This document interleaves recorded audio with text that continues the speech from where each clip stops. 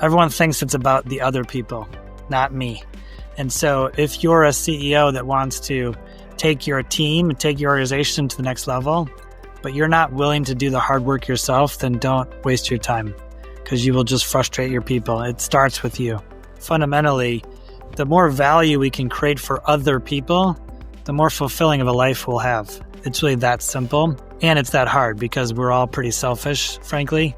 But the more we can slow down and the more we can think about how am I going to help other people today, the more of a fulfilling and meaningful life we're going to live. So to kind of start out and lay the foundation for this at a high level, you've got a pretty diverse history. Like, what led to you wanting to do and actually doing this work? Yeah, good question, Lee. And I think the short answer is I've just always tried to take advantage of the next opportunity and tried to say yes when God opened the door and step through it because there's really no linear, logical explanation for my career path otherwise. But I was blessed to get lots of opportunities and pretty young in life, whether it was jobs or getting my degrees or my MBA. And so I just tried to say yes to all the opportunities that presented themselves. And I think that's a really important one for young people out there is to see the opportunities in front of you and then try to say yes to them as a way of adding more value to the company, not as a way of trying to say, what can the company give me? Yeah, the thing I like about the spiritual value creation bucket, at its core, to me, it's about connectedness. And it starts with yourself, your family, communities, work, higher power, whatever's important to each person. And for me, it's important to create value in balance, materially, emotionally, and spiritually, because we just feel better going through life that way. And the thing I like about the spiritual value creation bucket is that the more we're connected in the right way, you said something there that I find to be really true. With communities, business, otherwise, I'm connected all over the world with different communities. It exposes us to more opportunities than those that don't do that. And it's not about just showing up and, hey, I'm here in the back of the room. No, it's actually leaning in and contributing to these communities. And it is crazy the opportunities that open up doing that. I'm assuming that resonates with you. Maybe you could share a little bit on how that's happened for you. Yeah, I mean, nothing beats hard work, right? And just showing up and putting in the effort and trying to make things better, whether it's for your teammates or for the organization. I was a relentless problem solver as part of probably my upbringing. My dad was an engineer. I was an engineer. And so I just like solving problems. And so I was always looking for what needed help next, what area, not because my boss asked me to, but because I just saw the need. And I think that's a really important mindset is to say, okay, I'm not here to just take things in and sort of absorb or do what I'm told, but how can I actually be proactive? How can I work harder, maybe work longer? I'm not a huge fan of the whole work-life balance idea. Frankly, I get the concept of it. I'm not saying that's bad, but we've kind of taken the pendulum too far, and we've separated these things that aren't really separate. Most of us that are working actually spend most of our waking hours at work. And so is that not life? And I think that's an important thing for us to wrestle with is how am I finding value and purpose in my day-to-day job? Because that's a huge part of life. It's not separate from life. That's a part of life. And work can be a beautiful part of that if we slow down and think about and connect it to our bigger purpose on earth. Yeah, I 100% agree with that. I like on the book how you say the great engagement, you line out the great resignation and what's going on. For me, it's really interesting how we've created this situation where culturally it's okay to violate your integrity as an employee if it doesn't feel right. And what I mean by that is you and I've hired thousands of people over in my companies over the years. You've hired a lot of folks too. We agreed to pay them to do this thing they agreed to do.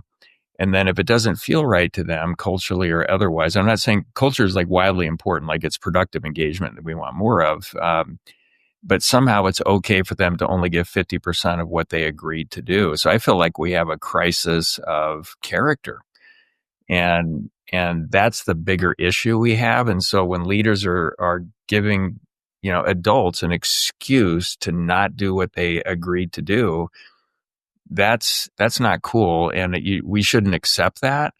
And I like what you said, where I'm going to go work for somebody, do something, create value, be part of something, and I'm going to be the best I can be doing it. And I thought that way from when I was a paper boy to a dishwasher, busboy, a cook, playing in rock and roll bands, all the stuff. I don't care what's going on and how messed up the culture is. I'm not going to wait for them to get it right and blame them. I'm going to influence it to get it right. So I like that approach. I know that's not most, but this integrity issue, I'm not giving people a pass on that. Yeah, there's so much in what you said. We could spend an hour on just this topic, I think, of integrity and character and all that. And so I'd love to start with just exploring the word integrity, that people use it a lot, right? But we don't actually slow down and think about what it means.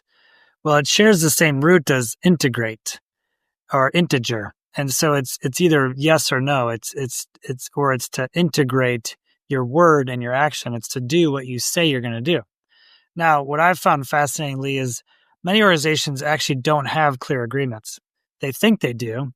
But then you go and read their job descriptions and they are very, very unclear, very, very sort of wishy-washy. And then we wonder why people don't do what they never really understood in the first place. And so I think part of it for leaders is to slow down, especially during the hiring process, and actually get clear about what is the job. Like literally, what are you accountable for producing? And then ask the person, are you willing to shake my hand and say, you can do this? Can you produce these results? Can you do these things? And eye to eye, because I don't want you to sign this piece of paper unless you can agree to it as a human being. And so I think that's where a lot of times the character is missing, that many people aren't ill-intended. Most people show up and want to do a good job, right? But they don't actually understand really the details of the job in the first place. And they just need a paycheck, or they think they understand, or the boss thinks it's this and they think it's that. So there's just a huge gap between the two, which creates trust issues that frankly don't need to be there. We just need to slow down and help people get clarity first. And then once they're clear, then we can ask them for a commitment. Then we can get their word, which is a form of integrity. Yeah. And I see a lot of leaders will hear, hey, culture is important. I need to do something about that. They bring in a consultant. They go through this large culture exercise, and they never really did the foundation that you're talking about, where we're so clear on the value every role is designed to create, and the team members understand we've got the right structure in terms of how we create value and the support structure, around that. And so the team members get really frustrated. They kind of roll their eyes like, what are we doing here in this exercise when we're not even sure what we're supposed to do? So 100% agree with that. And on the other side, you could say, well, if you get culture right, it's going to drive for those things. And so order kind of matters in all of this. And if I go into a place, and I encourage folks that I work with, and it's not clear, it's on them as well to get clarity around it. Because if somebody just shows up to do a job and it's not clear for years on end, what are they doing? Like, we should be all driving for that clarity around, what am I supposed to do to create the value that this organization was designed to create? So talk about order and going after, because I know you have 5-month intense engagement, something like that, when you work with a client to get, and you've said it well, and I've listened to so many of your interviews. It's not about fixing an organization. It's really just identifying and moving in a direction of creating a lot more value, through culture. But how do you think about order? And do you actually touch on those things when you come in, getting the foundation right, et cetera? Oh yeah, absolutely. In fact, we'll spend a few hours with CEOs before we even engage in a proposal. So we're building a relationship built on that foundation right out of the gate as we're talking to prospects. And so that by the time we even get to a proposal, we've got a really solid relationship. And then we go to the next day, which is to engage the executive team. And we'll do a 4-hour orientation. And the orientation is just that. It's meant to orient all of us towards what is the value of going through this experience. Why are we going to do this 5 months together? Because if we're not all clear about it, then let's stop right here. There's no point in continuing. And too many times CEOs will kind of force this this stuff down their people's throat, and then they wonder why it doesn't work. Well, because you didn't slow down at the beginning and create a sense of a North Star. What are we trying to accomplish together? And it's okay. A lot of times, frankly, people are very skeptical, and we welcome that. We welcome the skepticism because we know there's a lot of stuff out there that doesn't work, that's not terribly effective. Unfortunately, a lot of it falls into that leadership training bucket. And so we try to stay clear of leadership training. We try to create leadership experiences. We try to help foment really productive conversations and tremendous amount of insight. So when we do our 2.5-day retreat, which is the next step in the process, that 2.5 days is quite intense, frankly. We'll start at 8 a.m. Sometimes we don't finish until 7 or 8 p.m. on the first day. So it's quite intense, but a lot of it's not us training people because we don't need more training. There's plenty of books. You've been to plenty of leadership trainings in the past. Our job is really to help the team have conversations that they've never had before, at depths they've never had before, so that we can live this, because that's really the ultimate difference maker, is that you can't train people on these concepts. You have to help people be the concepts. They have to live that way. And if you don't live in a different way going forward, then it's a waste of time. The culture is not going to change unless you're being a new version of yourself. So give a couple of examples of, after these retreats, how leaders go back and move the needle. The way I think about it, just essentially operationalizing the things that drive a culture that creates more and more value. And I always think, Tom, I want to connect culture to creating value. And everything we do is really practical, it's measurable. And I think it's measurable in all three buckets: material, emotional, and spiritual. Yeah, well, let me just continue with that integrity theme, since we've already brought it up. There's lots of other stories, but I think this will resonate with your audience. If I were to ask your audience, how many of you are really busy? I'm sure many hands would be raised, right? And how many CEOs are feeling especially busy? Again, many people resonate with that. Well, how many of you CEOs think it's okay to show up late to a meeting, or think it's okay to not do what you said you're going to do as a follow-up to me because you're really busy and you're the CEO?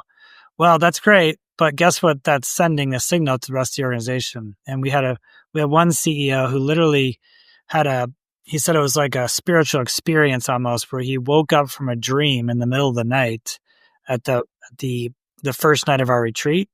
And he realized that he was doing exactly that. He was frustrated that the organization wasn't producing results. They weren't, as a collective 1,000 employees, they weren't delivering the results that he has been working really hard at for years to try to get. And he realized that one of the biggest reasons was because he wasn't doing what he said he would do, whether it was showing up for a meeting on time or following through like he said he would. I'll get that to you next Monday. And then he wouldn't. And he said he went to work on that one thing over the several weeks after the retreat. And he said, I'm seeing spontaneous acts of accountability everywhere. Just that one change for him as the leader, as the CEO, completely transformed that culture. Yeah, it makes so much sense. We need to lead by example and actually do these things. And if integrity or high-performing team members do what they said they would as a behavior or something that we're all living as part of our cultural alignment tools, a lot of leaders don't think it applies to them. Everybody else should do this, but I shouldn't do it. So I think that gets to one of the things I was talking about earlier, where we can apply these 3 or 4 things. Might work for you, Tom, might not work for me. It all depends on how we apply it. But I think the first rule has to be live it by example. Other people will see it, right? So that's a pretty powerful part of your work. It's most of the work, frankly, and it's not new. This is not a new concept, right? We've all heard this before, but you said it, you nailed it, right? That everyone thinks it's about the other people, not me. And so if you're a CEO that wants to take your team and take your organization to the next level, but you're not willing to do the hard work yourself, then don't waste your time, because you will just frustrate your people. It starts with you. Yeah, we have all heard it. So what's different about the work that you do that gets them to finally see it and apply it? It's almost like, we should eat right, we should recover right, and we should move right, and we'll feel better. And everybody knows it, but nobody does it, and it's like setting strategy in a company. Wow, that was really cool. It was so intellectually stimulating, but we suck at actually executing on any of it. It's almost like you have to be just as passionate about creating the strategy as you are executing on the strategy. And I'm more passionate about, executing a little than I think I am even with strategy. And I like both a lot, but if you can't do it, doesn't matter. So what's different? Yeah, it's why 85 to 90% of strategic plans fail, frankly. My friend likes to say when strategic plans get done, right, we 3-hole punch them, which is the kiss of death, because then they go on the shelf. So what makes it different? A few things. One is we actually promise results. So we put our butts on the line for results, which means we're not going to mess around. We're not going to dance around issues. If we see issues, we're going to bring them up. We're going to help teams talk about those things, even if it's a CEO, especially if it's a CEO. I remember one of the first programs I did about 10 years ago, and my business partner sort of was going at the CEO, not in a mean way, not in a bad way, but just kind of like getting them to see something. I'm like, oh my gosh, what's he doing? He's going to get us fired. Well, no, it's precisely because he didn't avoid that topic that clients love us, that clients bring us in, clients refer us to others, because we're not willing to step over the tough stuff because we promise results. And the way you get results is if you go head on at stuff. So that's part of it. The second is we always do this work in teams. We always start with the CEO or the school superintendent or the executive director, whoever's at the top, and their executive team.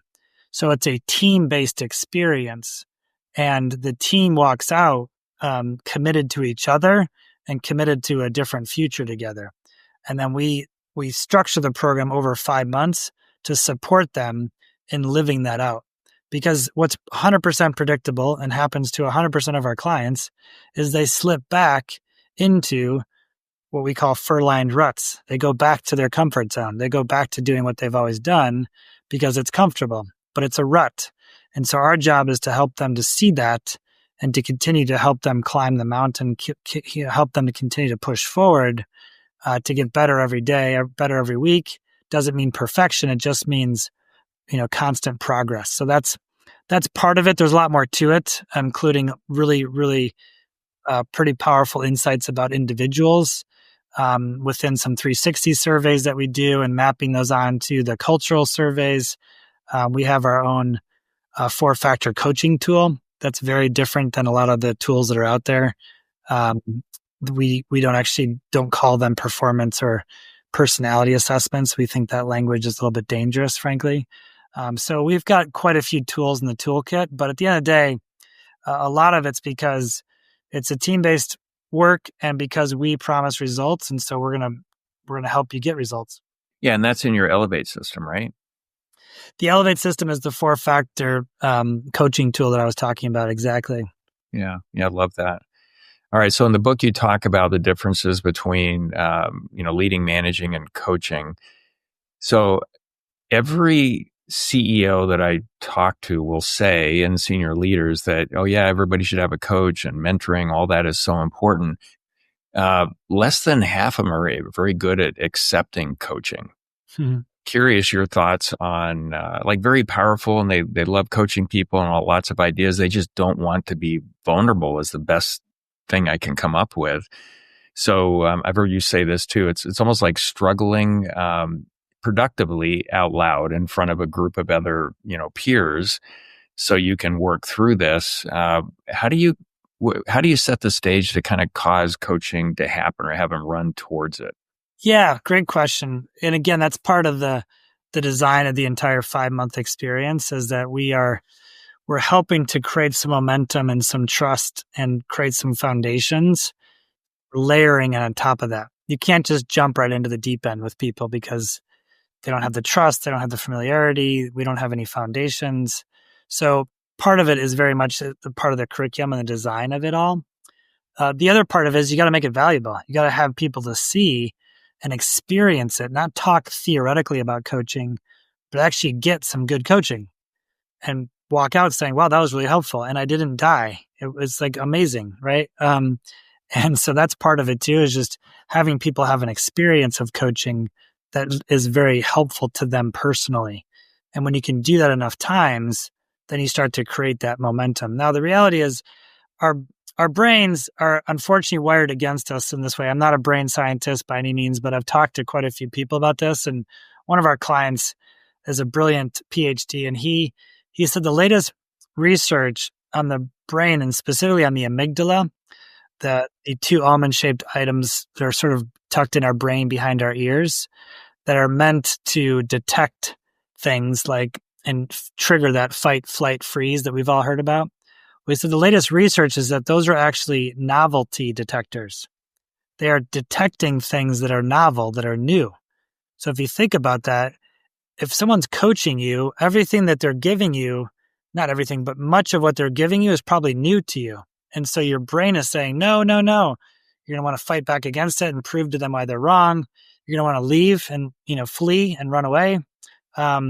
So there's lots of challenges with it that our brain is sort of wired against us in that way. And so we have to help clients slow down a little bit and to notice that in the first place so they can consciously choose to stay engaged. And all of this, to me, as I'm listening to you, it's about an evolution within each of us to be able to create more and more value over time as we go through it. I've heard you talk about, how much fear drives behavior in so many people, and then you can kind of work it out. Okay, I think I'm on top of it throughout the day. You're working on it, then it resets the next morning. And then I'm kind of tying that into in your book. You're talking about our default success strategy, and we have strengths, weaknesses, but how can our strengths help us? How can they hurt us? And then you've got this internal voice, this fear thing that's resetting every day to some degree. What's your advice for evolving through that? And this feels like a lifetime journey, probably for everybody to get better and better at that. But talk about that a little bit, if you wouldn't mind. Yeah, my business partner has been working with clients for 35 years. Amazing guy. He's probably one of the best coaches in the world, and yet he's so humble. He's not really known out there. And he'll tell you that I've worked with thousands and thousands of CEOs and executives around the world, that 90% of them will admit to some level of imposter syndrome, and sort of that critic inside their head that's telling them they're not good enough. And the other 10% are probably liars or narcissists or, something else. And so reality is most of us have that internal monologue going on inside of our head can be quite critical, frankly, can be quite self-critical in particular. And I've been doing this work for a long time myself. And yet there'll be days where that voice will be like loud and clear, like as I'm waking up in the morning. And I've gotten pretty good at noticing it, and I've gotten pretty good at turning it off, or at least turning it down, and sometimes even laughing at it to say, "Wow, that's interesting. Wow, where did that come from?" That voice in my head or whatever is being so negative, and I just woke up. Like, where did that even come from? And I can almost laugh at it. But it is not easy. It's a never ending journey as far as we can tell. Well, I think that internal dialogue it's the biggest part. Like one of the best hacks, Tom, for me is just taking care of myself. Lots of water, eat right, move right, recover right, et cetera. And then I look at emotional energy, positive or negative, but on a positive scale from 1 to 10, just doing that will jump at 3 or 4 points, and it makes everything else easy. And I recently finished a couple of books by Daniel Amen, Change Your Brain Every Day, and then Change Your Brain, Change Your Life. And the majority of his books are talking about your internal dialogue. Like if we catch ourselves waking up and, I can't believe I've got to do this or that. Like, why are we even having that conversation? It should, like, internally, it should be so much better. And that takes some time to kind of work through it. Do you touch on that at all? Like in the work that you do, our inner conversations, whatever you want to call it?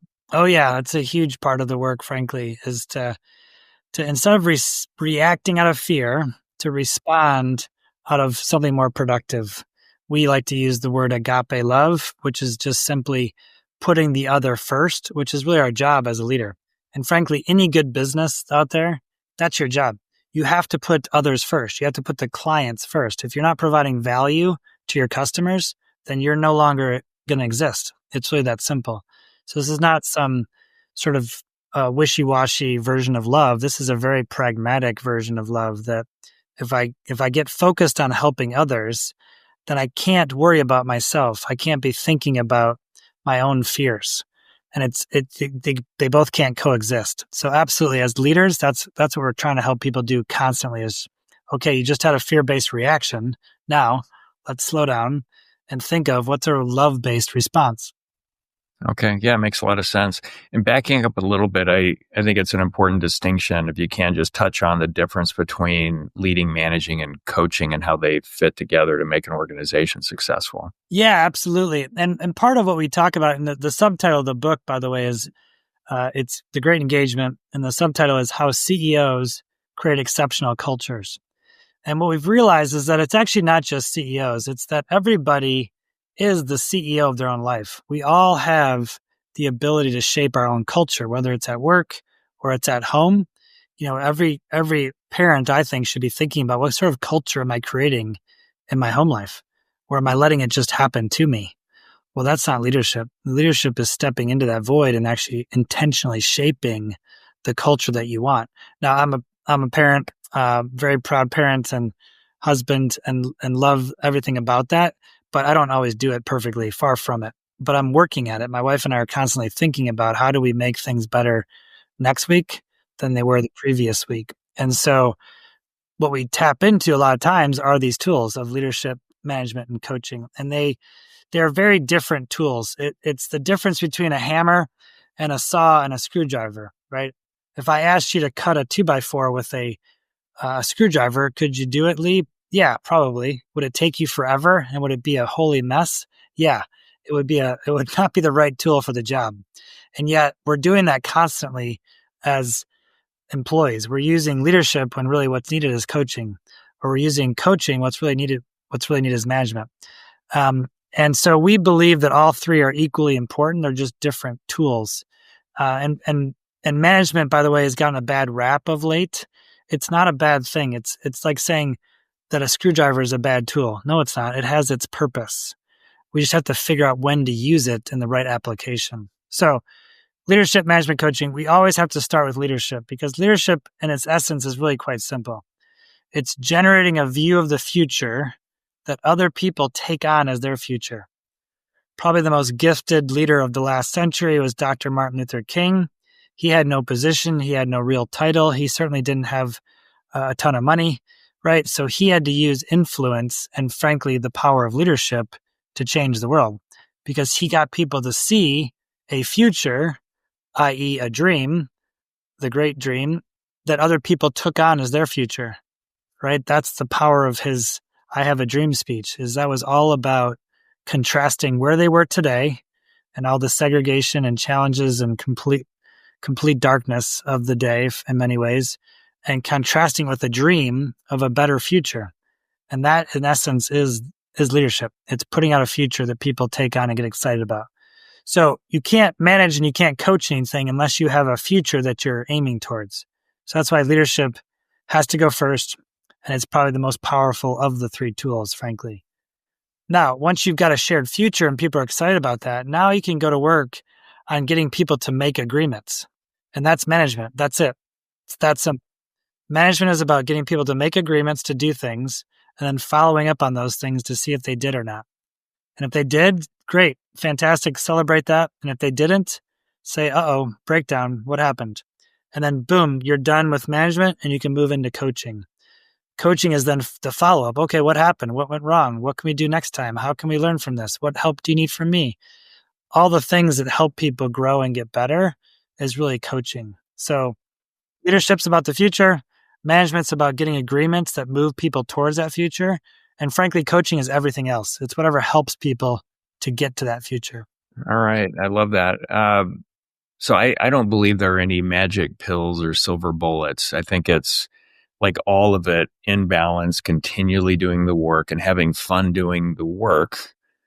But I still think there's a lot that are looking for those magic bullets. And I've heard you talk about assessment tools, and I agree with you. I mean, you've got, your version of it, but it's not used the same way as some of the others. And there's entire groups of leaders that call each other out by the numbers in their Colby results. Like, you're this or you're that. And no, it's so much more than that. And I've used personality assessments, and I put, for decades, and I put thousands of employees through it, but it's just to kind of start to understand a little bit about managing yourself better and then relating to others better. But it's so much more than that. And I look at the employees as the potential they can be. And this is one of the tools in the toolbox to help them move in that direction. Talk about that a little bit, because I think when they settle in on, oh, this is everything with this particular Myers-Briggs or whatever the test results are, they're missing the purpose, the true purpose of it, in my view. Yeah, I'm going to say it more bluntly. They become weaponized, and it's really a shame, frankly, because we start to label infinitely complex human beings, beautiful human beings, into a simple category. It's like a form of, like, I don't even know what it is. Like tribalism. It's like, well, you're just an 8. That's why you do that. Or you're a 2. Or you're a ENTJ. Or you're a da-da-da-da.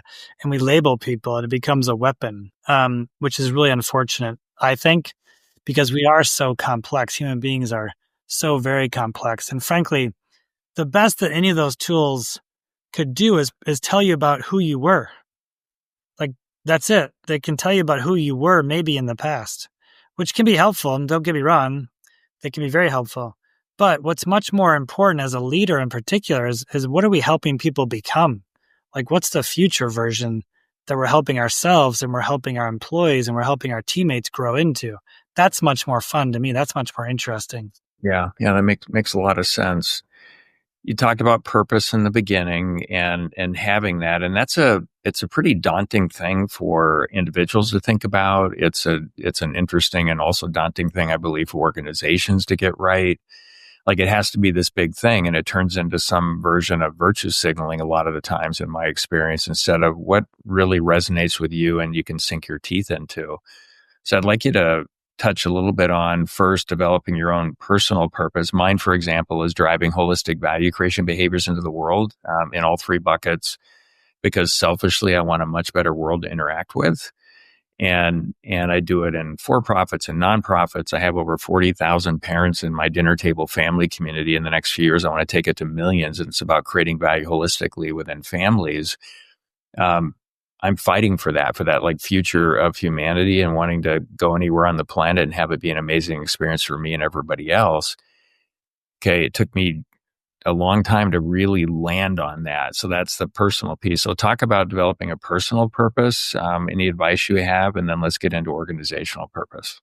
Yeah, it starts with, again, just making a conscious choice of, are you going to let your fear and your critic, that voice in your head, say that you're not good enough for one, or you don't need one, or you don't have time for one, or you're too busy for one, and actually making a conscious choice to say, you know what, I've heard enough about this that I'm going to go explore it. I'm going to go figure out and go talk to some people that maybe can help me figure out what this thing is all about, and just getting curious about it. So in many ways, it's that simple. There's plenty of people that can help you figure out the essence of your purpose.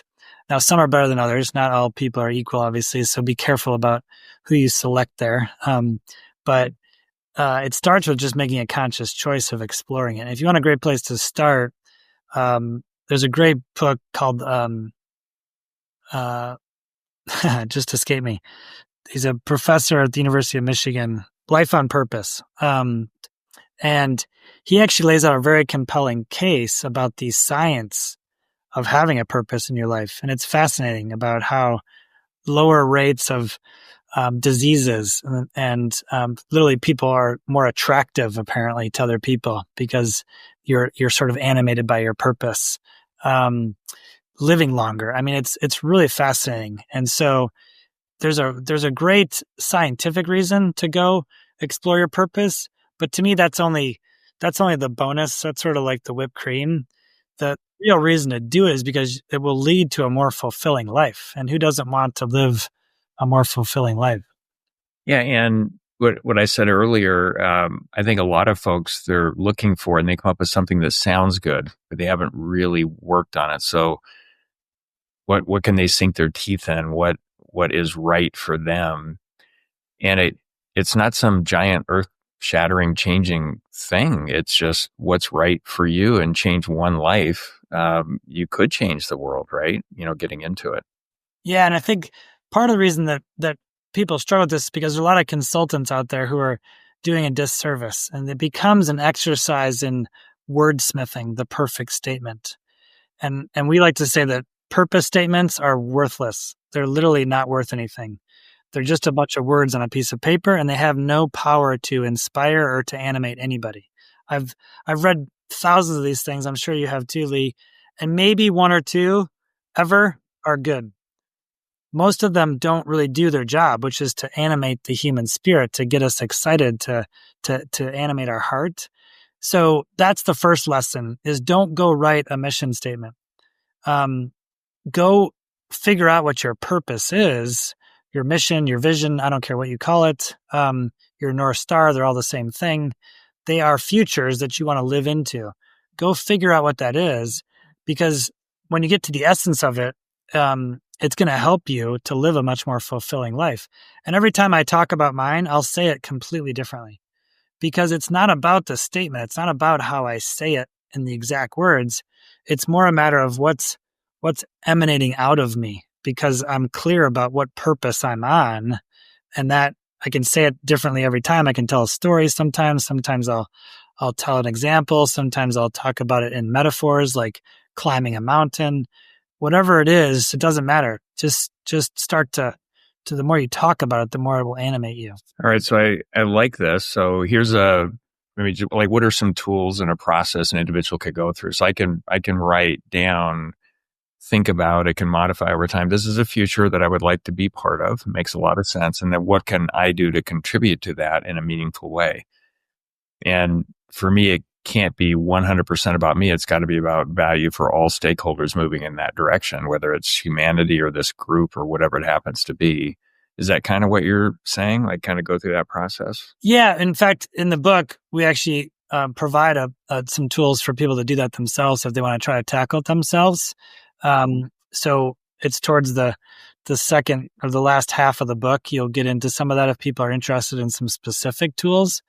But what we like to do is sort of build it with some building blocks, build some momentum, and not just jump right into the deep end of like, what's my purpose? Well, if you ask people that, what's their purpose, they're going to stare at a blank piece of paper for a long time. So you have to help people. There's this idea of scaffolding in the education world where you're helping people to scaffold from one level to the next level to the next level. And so a lot of times it can be helpful to slow down and think about, what do I value in life? What are literally the values that are important to me? And that becomes a great foundation to then build on and to explore your purpose. And again, it's always best to do this stuff with some help, I think. So try to find somebody that can help you to build that. Just don't hire anybody that wants to create a mission statement for you, because then it becomes a very soulless exercise in wordsmithing. Yeah. Well, I see that a lot of times within organizations where they've spent a lot of time, a small group of 3 people in a room, and they present the mission and vision and values, behaviors, whatever it is, to the entire organization. It's like, oh my gosh, we completely missed it. But it was all about sounding good, looking good, not something they could sink their teeth into. So when it comes to coming up with a purpose for an organization, I look at all of them, unless you're doing something illegal. But for all organizations out there that are legitimately designed to create some value, we are, I think, foundationally, we're providing an income so all of these folks can contribute to supporting their families, and we get to work together. Like, this is so cool. So we're helping provide an income for families, and we're building community. And we're creating value together. We're going that direction. Oh, and by the way, this is what's in it for you to participate in getting there.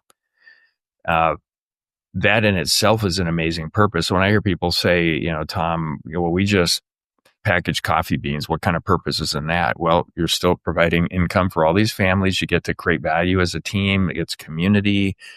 That is cool. So talk with, like, what's your approach to helping organizations come up with a purpose and not forget what's really important? Yeah, I don't have a short answer for this one, because it's a big question. It's a big topic. And I think we kind of come at it from almost the complete opposite from what most folks do, where it's like you said before, right? They'll roll out they'll announce from on high, here's the purpose, here's the mission, here's the vision, here's the values for the company. And then we expect people to kind of like salute the flag, right? And to adopt that stuff as their own. Well, Enron, who many of us are familiar with, one of their values was integrity. So think about that, right? Here they are with that emblazoned, and I'm sure it was like etched into marble somewhere in their building, right? Integrity. And yet, obviously, the company had none. At least the leadership didn't. And so it shows that there can be a huge disconnect between what's espoused from on high and what's actually being lived day to day. And so from our perspective, it's much better to go kind of reverse order and actually help people figure out what is their purpose on this earth, on this one beautiful short period we have on earth. What is your purpose? Why are you here?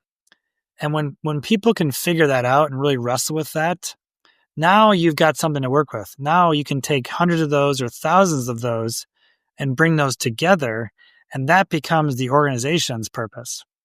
Because frankly, we've done this in for-profits, nonprofits, engineering firms, law firms, hospitals, behavioral health, education organizations.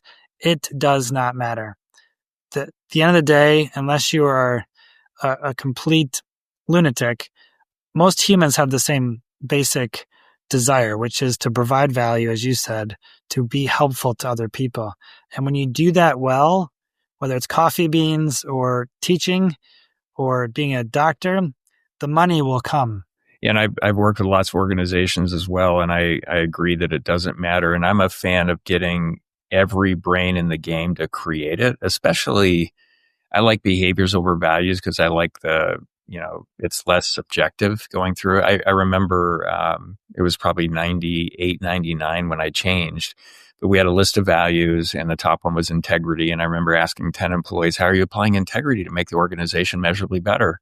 And I got 10 crazy answers. And I said, wow, we've got this really nice, expensive wallpaper around here. So we just changed it to high performing team members throughout at the time, able engineering, do what they say they will. And then there were, 6 behaviors. There were leadership traits, a mission, a vision. And every 6 months, I asked each employee to come up with one example for each of those of how they're applying it to make the organization measurably better. And I think the best information I got when I started that, Tom, was their examples were completely terrible, which told me this is exactly how they think about creating value. And it was the most amazing development tool that I think I've ever had, were these cultural alignment tools. Like, how are you thinking about applying this? And they, like you said before, I think the vast majority really want to do a good job. Out of thousands of employees over the years, I think I can only point to 5 or 6 that intentionally were trying to screw things up. The rest of them want to get it right. And so when they say I applied integrity this way, or one of them was, our team members are fully engaged, participate within the team, they're respectful, honest, and straightforward. We can look at all of those. How are you applying it? And wow, just amazing results on culture. What were some examples? I mean, I don't know if this is interesting to you, the way I was applying it, but how are you sort of checking in on, is this working? Yes or no? Yeah, no, it's a fantastic example. I love the way you said that, because what you're really saying is one of the great insights around, let's say a company's doing a values exercise. And we think the values are the 3 or 4 words or the 5 words we put on the wall or on the piece of paper. They're not. Those are not the values. If you put integrity on your wall as an example, the value is actually not integrity. It's the deeper meaning below that word. It's literally, what does it mean for us? And so in that case, you could go very different directions, as your example just pointed to, right? One person interprets it this way, one person interprets it this way. So you're better off to actually help people to be much more specific about it, to provide some context for, around here, what we mean by integrity is X, Y, and Z. Oh, okay, now I get it. Now I can apply X, Y, and Z to the work, and not this sort of generic, high level concept like integrity. Yeah. Yeah. This isn't a look good, feel good, sound good exercise. It's a value creation exercise. And they won't get it right away. So most don't get the foundation right, which is you were hired to do this. These are one, two, maybe three outcomes you're fully accountable to. And we're going to measure it. And as long as that's happening, we're good. If it falls below this line, this won't work out, but thank you for trying. And let's go. But then we roll out culture and there's even less clarity on how to actually apply it. So the clarity there is good. And the thing, I mean, I learned this a long time ago, Tom. It can take me, if you think back on your life and how long it took to figure certain things out. I mean, you've had successes, you've had failures. I mean, everybody does. Some things take a few years, sometimes a decade or more to really understand it. But then a leader will explain it to the team. They don't get it instantly and they say, oh, they just don't understand. Like, well, wait a minute. It took you 10 years. Could we give them 10 minutes to try to figure this out? Like, our job is developing people to get on this track, start getting some value so they see the value in it. And then I think in theory, they will never want to get off. They'll just go at different speeds. How does that resonate with you? It's interesting to me watching this. Yeah, well, and I've actually been trying this concept on lately. I don't know if I fully believe it yet, so give me a few more weeks. But there's not successes and failures. There's just successes and learnings, and failures are actually the tuition you pay to learn something. And sometimes it's more painful than others, but even that can be sort of rethought in our thinking. And a lot of life, frankly, is that it's slowing down and consciously choosing the step forward versus just unconsciously reacting to life. And when we can take more agency in our life, when we can take more ownership of our life, it can be much more fulfilling. Frankly, it can be much more empowering because now we're not at the will or the whim of other people. You know, we've got much more control over our own life. And I just watched Mary Poppins Returns over the weekend with my kids, and it's such a brilliant example of this, that a lot of what Mary Poppins is doing is helping the kids and helping the adults to just rethink things, to look at things from a different perspective. And frankly, that's a lot of the power of coaching, is just helping people to look at something from a completely different angle. I don't know if I answered your question, Lee, but when you said successes and failures, my brain sort of got hijacked. Yeah, it's well, you accomplished what you wanted to, or you didn't. And I think the best learning ever is when things don't work out the way you want. Even, younger, getting started in a career, you might be incredibly nervous, to speak publicly, and it just doesn't go well, and all of that. That is a healthy struggle to develop that capability, and all the opportunity in the world is in the struggle. And that's how I think about it. And I think a big part of our jobs as leaders is to take our little band of how we're comfortable being uncomfortable and keep raising it and raising it and raising it. And wow, there's no end to what we can accomplish. When I was started out in my career very young, I thought I knew a whole lot more than I do today. I know a lot more, but I also know a lot more about what I don't know. But I think it's in there. I think it's the struggle piece. And struggle is actually good. Why are we running away from it? Simple example that I like to say is, if it wasn't required to struggle to get better, the less I went to the gym, the stronger I would get, right? More flexible and everything. I was like, it's so nuts that we've gotten this way. And when I work with kids, some of the unsolicited takeaways that I love are along the lines of, wow, all struggle really isn't bad. It's like, no, like let's develop, let's go. Yeah. Yeah. Well, and there's so much of this unhelpful thinking out there, I think, in my opinion, especially from quote unquote professionals, that in one level, we've taught people to be much more aware of sort of like mental health, which is great. That's a much more a much more common topic is mental health. But in many ways, the pendulum has swung so far that we've completely lost like the underlying premise of mental health is that life is not easy. Okay, folks, like life can be quite challenging, and for some way more than others. I've had a pretty blessed life, frankly, so I don't have a lot to complain about. But we still all have our challenges. And so mental health isn't just the ability to check out or say, well, that doesn't make me feel safe. That doesn't make me feel comfortable. But to actually say, no, I'm willing to work hard to get better. I'm willing to work hard to grow into that, what you said, grow outside of my comfort zone beyond into that learning zone. And it's always uncomfortable. It's not easy, but it takes conscious effort. There's a woman called the capacity expert, Rachel, I think is her name, and she's really good. And she talks about these exact concepts and how too often we give ourselves excuses to not do the hard work of life. Yeah, that's true. And struggle to develop. Life can be hard. All the opportunity is there. The more you run away from it, I think we just shrink, if we're not leaning into it. And what would the ideal life be for those that don't want to struggle? They just sit in a cushioned room and don't do anything. I don't know what that is. I mean, with purpose, I think we live more fully, we live longer, we're healthier, all the things that you were saying. In this conversation, any takeaways for you, Tom, or any sort of last thoughts as we wrap up here for our listeners from your side? Well, first, I just want to thank you again for having me on. I love how you've got me thinking about this idea of value creation, and really, at the end of the day, that does summarize a lot of the work that we're doing. We just use different language for it, but fundamentally, the more value we can create for other people, the more fulfilling of a life we'll have. I mean, and to me, it's really that simple, and it's that hard because we're all pretty selfish, frankly.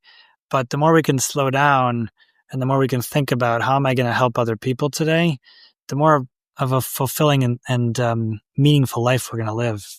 Yeah, and that helps us. I always look at it and say when people use the word being selfish, it's almost always negative. And I look at being selfish as there's a spectrum. There's win-win selfish and there's win-lose. And I think everybody does what's in their best self-interest, either for this life or the next or both. And it can be very win-win, or it can be it's all me and I take value out of the world. So I selfishly want a better world to live in. So I help a lot of folks pour a lot into different causes and all that. And I'm not doing it selflessly. I'm doing it because I think that's what the world needs and it feels better. And I like selfishly feeling good, which is kind of cool, I think. If our listeners want to learn more about your work, possibly connect with you, how can they do that, Tom? Well, I'm not really active on much social media, but LinkedIn I do check quite often, which is just Thomas Willis. I'm in Michigan here. And then obviously the book is a great place to start if you're curious to learn more about this.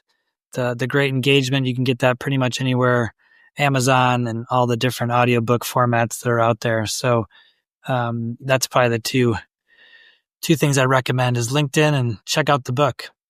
Okay. And then Phoenix Performance Partners, this is where you actually do the work? Yeah, the website is phoenixperform.com. So Phoenix like the city, perform.com. Well, thank you so much for being here. I love the work that you're doing. I like your approach, how you think about it. And it seems like common sense that everybody should understand, but it's a very small percentage out there that are applying it this way. So thank you. It makes me feel better that you're in the world doing this. Yeah, thank you, Lee. Thanks again for having me on. I appreciate it. Okay. And this has been the Show Your Value podcast. If you got some value out of today's episode, please subscribe and like. And until next time, show your value to the world.